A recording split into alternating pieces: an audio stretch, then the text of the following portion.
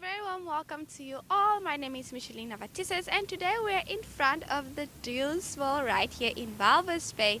So today, as per usual, we'll bring you the news, the weather and tides, and Paul Ndjambula, who is the chairman of the Swakopmund Business Chamber, will be telling us about the plans they have for this year and how to become a member. So stay tuned, we'll be right back after this.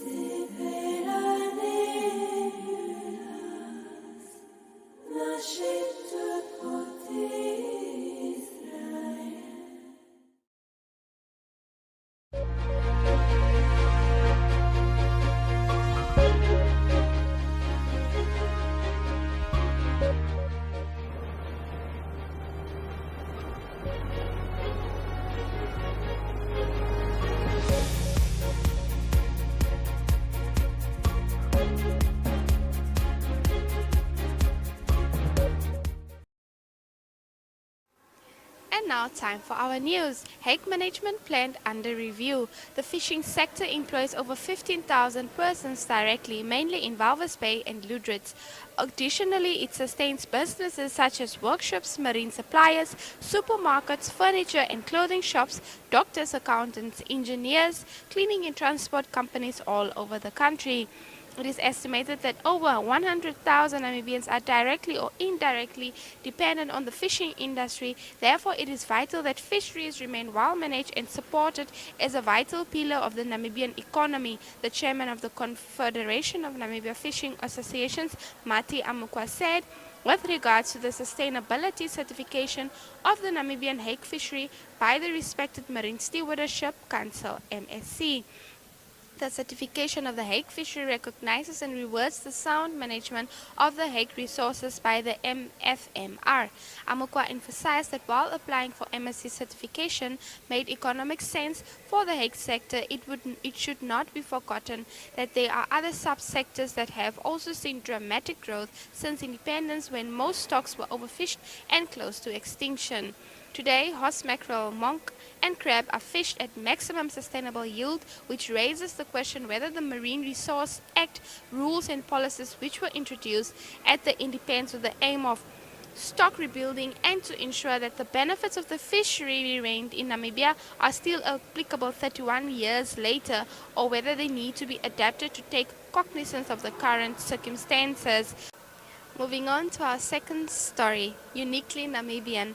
The abalone farm in Ludritz, operated and owned by the Oldhaven List Group through its subsidiary Hangana Seafood, is described as a Namibian uniqueness. According to Hangana Seafood Managing Director Herman Teron, their abalone farm is the only place in Namibia where abalone is spawned, grown and sold. Our export markets are mainly Hong Kong, mainland China as well as Japan. The farm's current capacity is about 50 metric tons and we would like to expand to 300 metric tons in the foreseeable future. The farm currently employs 50 persons with potential to increase this number to 250 once a capacity of 300 metric tons is reached. While COVID-19 wreaked havoc across all sectors of the economy, the pandemic did not have a significant impact on operations at the abalone farm, Daron said. However, the abalone market collapsed completely. Currently, many South African farms are overstocked, which has a negative impact on the price. Additionally, the illegal poaching of abalone has a major impact on the South African abalone industry. We do not have wild abalone in our waters in Namibia. Moving on to our third and final story for today, Etosha sustaining jobs despite challenges.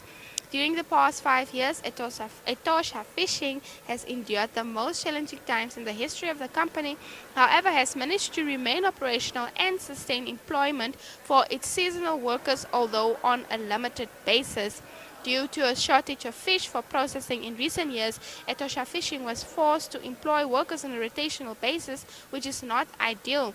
However, it gave everyone a fair chance to earn something instead of reducing the number of workers, says Etosha Fishing Managing Director Nezet Beekers. She highlights that as As from February this year, the company started with double shifts on a trial basis to give all employees the opportunity to work simultaneously. The challenge remains that in the absence of raw material to process, the company cannot create employment when there is no fish to process. I am grateful to be earning an income, says Monica West, hygiene supervisor who has been with Etosha Fishing for 19 years. Selvi Shuvidonya, a fish packer employed for 7 years, also expresses his gratitude. Etosha Fishing provides me with an income which allows me to look after my family. Working for Etosha is a dream that has come true. Since I came to Walvis Bay, I had a desire to work for Etosha Fishing. It makes me proud to work here because this is a Namibian factory and a #1 factory in canning in our country. It is where I feel that my efforts are not in vain because this is a company that is still feeding the nation even in hard times. I feel proud because I am contributing to Etosha's legacy, and my hope is that it will remain operational for the next generation to carry on the good work, says Valence Morning Ninda, a forklift driver that has been employed with Etosha Fishing for the past 4 years. The catching and canning of pilchards have traditionally been at the core of the company's business. Since the pilchard moratorium was introduced in December 2017, Etosha Fishing had to stop operating daily double shifts for wet fish processing, hence limiting employment and income for the seasonal employees. Stay tuned, we'll be right back after this.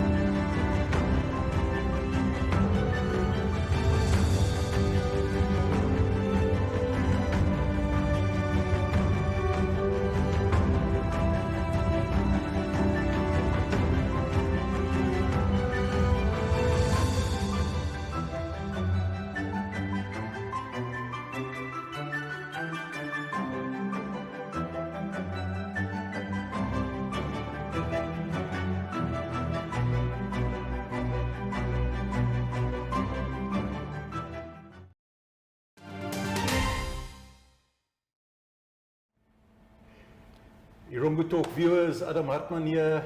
We welcome you to our first ever open studio interview. And with us is our first ever guest to the studio, Mr. Paul Ndjambula, who's the chairperson of the Swakopmund Business Chamber.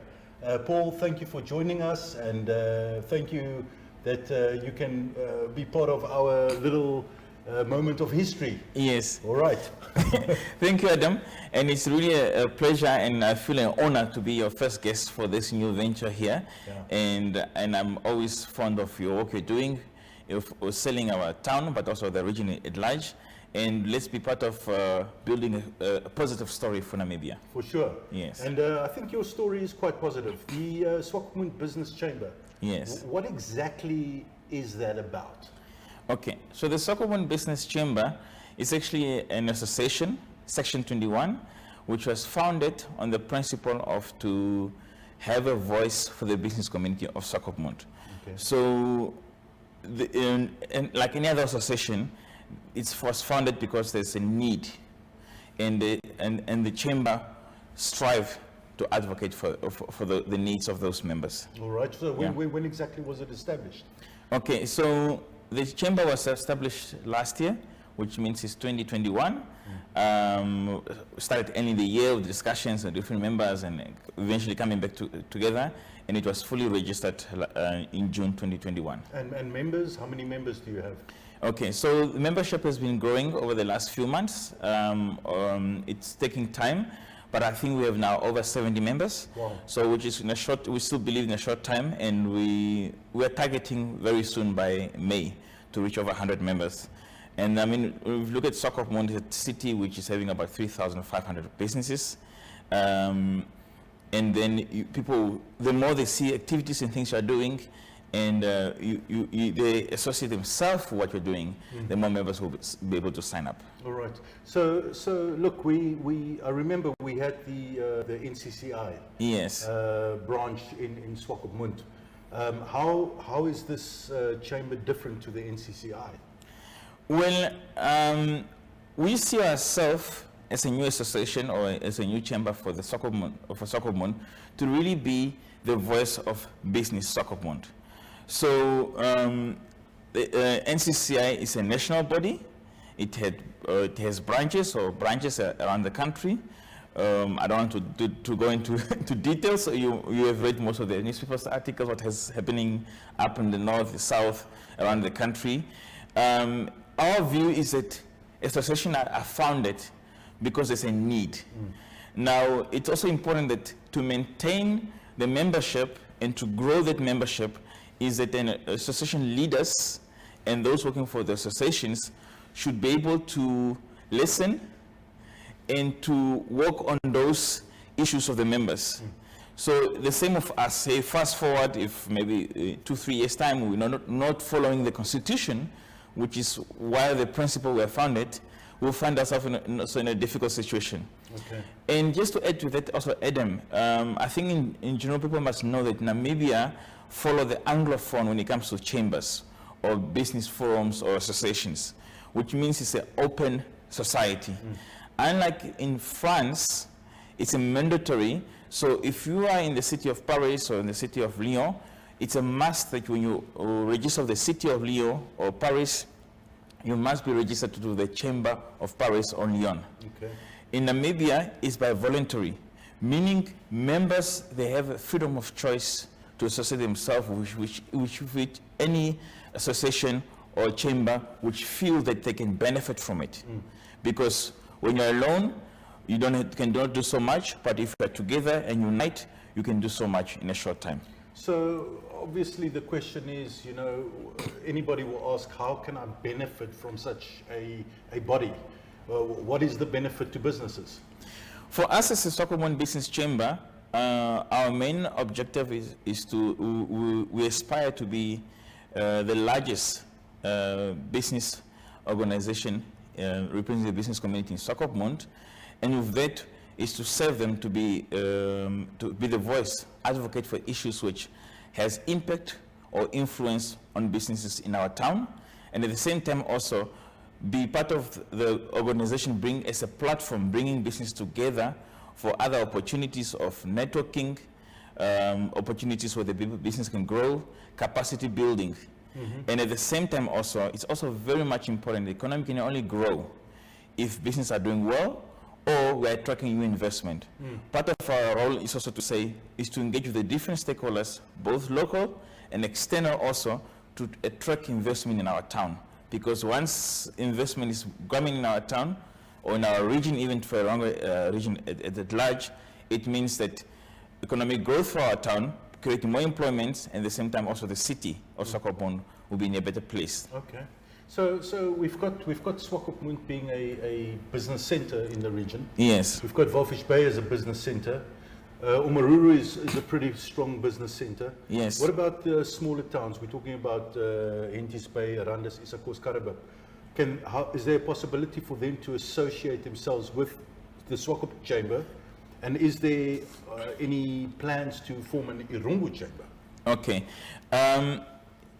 Definitely, Adam, because I think the name is Swakopmund Business Chamber, but we are not limiting to the areas outside Swakopmund, especially the smaller settlements or the smaller towns. They are welcome also to join the Swakopmund Business Chamber as a representative of them. And definitely, as a chamber, we are not close-minded people. We are open, and we are willing to form part of a group or an association of other chambers which are like-minded, which serve the interests at the end of the day for the whole Erongo or for the whole country.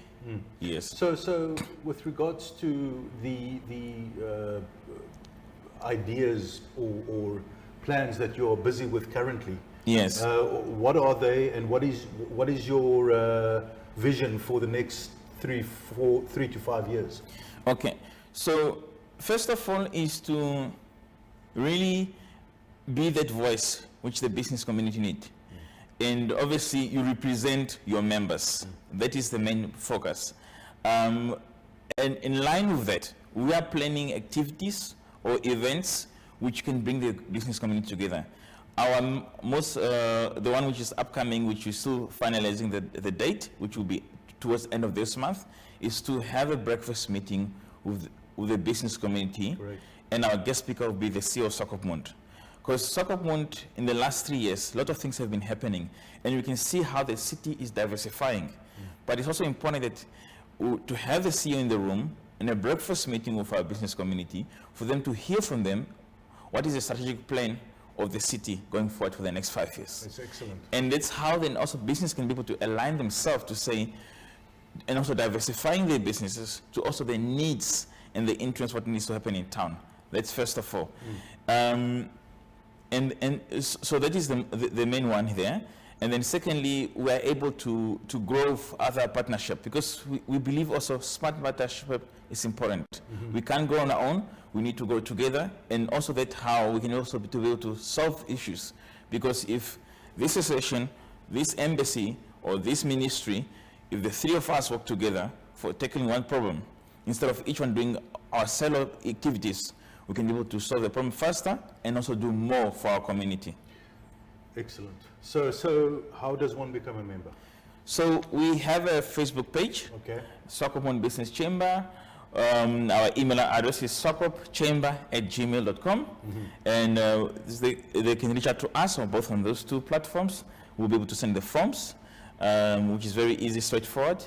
And what we currently, since we opened up last year, membership has been free until end of this month of March, because we felt it was important that we cannot deny people not to be part of the association because they cannot afford, because we saw that businesses have suffered really because of the pandemic, and especially Erongo region for the last 3 years, I think suffered more than any other region. And money has become difficult to get by, especially for SMEs. So there is that window since last year until end of this month is free membership, and then only from next month. So meaning if you sign up now before end of March, you only pay next year in 2023 when your 12 months comes to an end as a membership. Well, Paul, thank you for joining us. People, there you have it. Business owners, seize the opportunity. Become part of our local forum business chamber, the Swakopmund Business Chamber. Go visit their website, go visit their social media pages, and become part of the networking for the economic development, growth, enhancement, evolution of Swakopmund. Paul, thank you for joining us. Thank you for having me. Yeah. And any more developments, you let us know. We'll definitely be in touch. You take care. Thank you. Okay.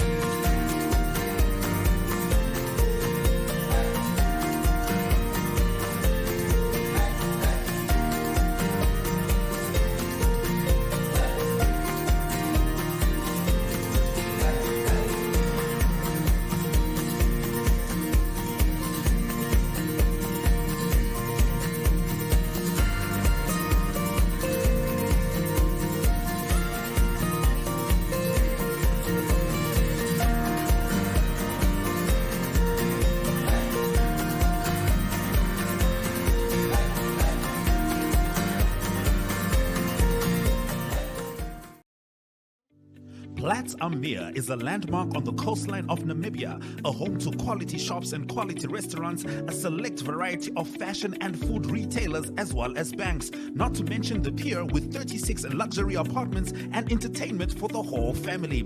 Find us at corner of Tabarite and Albatross Street, Vineta North, Swakopmund. Call us on 064 462 242. Visit platsamir.com.na or at Platsamir on Facebook. Platsamir, enhancing your coastal experience.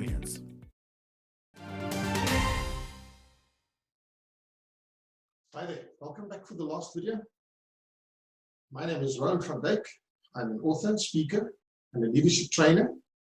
And we are working through the letters of the word leadership, and we have now reached the last letter, which is P.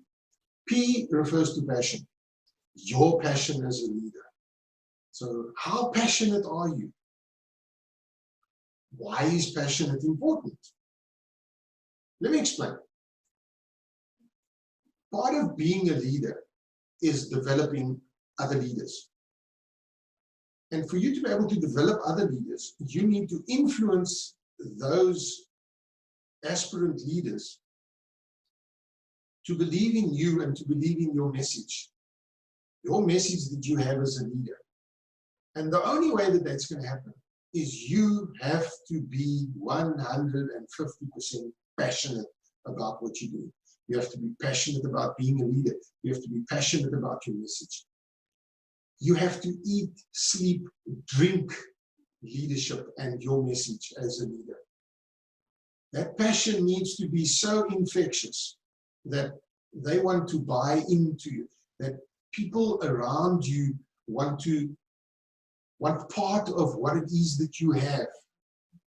And in that way, they will take on your message as a leader, and you will be able to influence them to then become better leaders, to then become leaders in their own right, and to carry on that message and maybe develop a message of their own, and in turn display that passion so that their mentees will follow them and they will then end up becoming leaders themselves. So it's a cycle that takes place, but it's your passion. And you know what? A friend of mine once explained how it works. He says that whatever it is that you're passionate about is what you will talk about fervently all the time. You will tell anybody that's willing to listen that which you are passionate about. So if you're passionate about being a leader, if you're passionate about your message and your goal as a leader, you will constantly talk about it, and you will end up influencing the people around you that listen to you. So those mentees that are looking up to you as a leader, they are going to buy into that passion. They are going to buy into that message. And in that way, you will be able to cultivate new leaders. As I said right in the beginning with the first video, if you want to know more about the different letters and more about the leadership flag, please go to Amazon, type in Why Great Leaders Are Catalysts, type in my name, Rowan van Dijk, and you will be taken to a page where this book, Why Great Leaders Are Catalysts, is available. And you can purchase the book online, download it, and read it at your own pace, and it will give you a lot more information about this. Also, remember to connect with me on any of the social media platforms, LinkedIn, Instagram, Facebook, Twitter, YouTube. Go to my YouTube channel if you like this content. Subscribe to the YouTube channel if you haven't done so yet. Remember to click the bell icon so that you can be notified of all the new releases.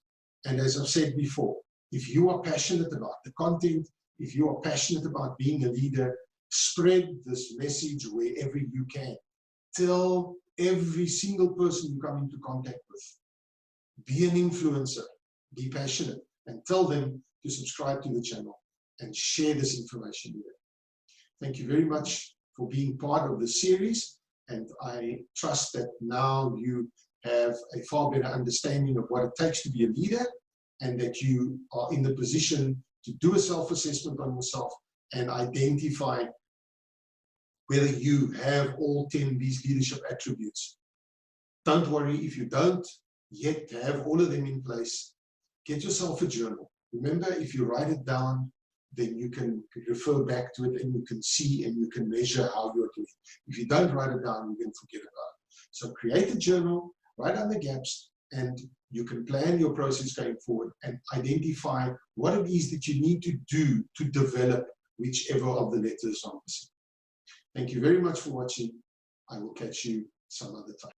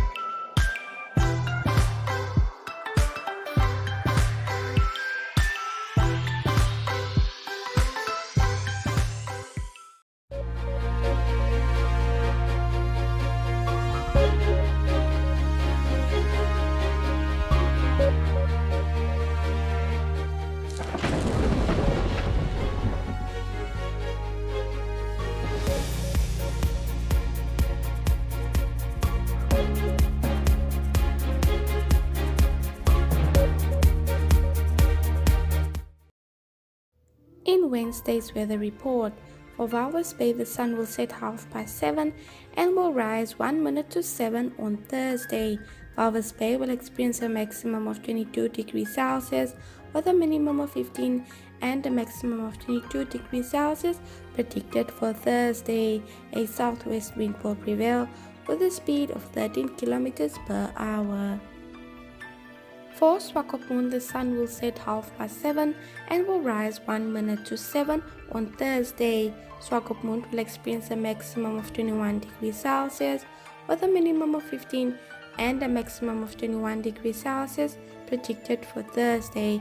A southwest wind will prevail with a speed of 11 kilometers per hour. For Walvis Bay, the sun will set 7:30 and will rise at 7 o'clock on Thursday. Walvis Bay will experience a maximum of 21 degrees Celsius with a minimum of 16 and a maximum of 21 degrees Celsius predicted for Thursday. A south-southwesterly wind will prevail with a speed of 11 kilometers per hour. For Arandis, the sun will set 28 minutes past 7 and will rise 3 minutes to 7 on Thursday. Arandis will experience a maximum of 28 degrees Celsius with a minimum of 13 and a maximum of 27 degrees Celsius predicted for Thursday. A west-southwesterly wind will prevail with a speed of 11 kilometers per hour. For Usakos, the sun will set 25 minutes past 7 and will rise 5 minutes to 7 on Thursday. Usakos will experience a maximum of 33 degrees Celsius with a minimum of 12 and a maximum of 32 degrees Celsius predicted for Thursday. A west-southwesterly wind will prevail with a speed of 9 kilometers per hour. For Karibab, the sun will set 23 minutes past 7 and will rise 6 minutes to 7 on Thursday. Karibab will experience a maximum of 32 degrees Celsius with a minimum of 11 and a maximum of 31 degrees Celsius predicted for Thursday. A southwest wind will prevail with a speed of 9 kilometers per hour. And lastly, for Omaruru, the sun will set 23 minutes past 7 and will rise 6 minutes to 7 on Thursday. Omaruru will experience a maximum of 32 degrees Celsius with a minimum of 11 and a maximum of 31 degrees Celsius predicted for Thursday. A south-southwesterly wind will prevail with a speed of 9 kilometers per hour. And that was Wednesday's weather report.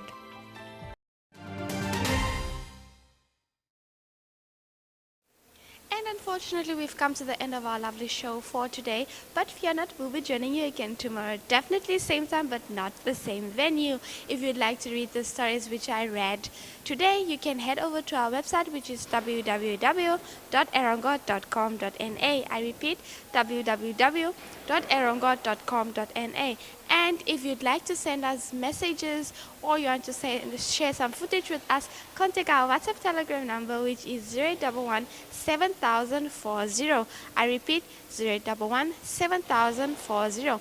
And if you'd like to share some news tips with us, we have a brand new email just for that, so please make use of it, which is newstips@erongo.com.na. I repeat, newstips@erongo.com.na. We also have an online TV channel, which is 1up2.com, so please head over to 1up2.com if you want to watch Erongo Talk and many other shows of NMH. We're also on DSTV proudly, channel 285 for DSTV and channel 94 for GoTV, channel 285 for DSTV and channel 94 for GoTV. So please do not be left behind. Grab those TV remotes, go on the website, visit the online TV channel and join the movement. From myself and I, it's a goodbye. We'll chat again next time.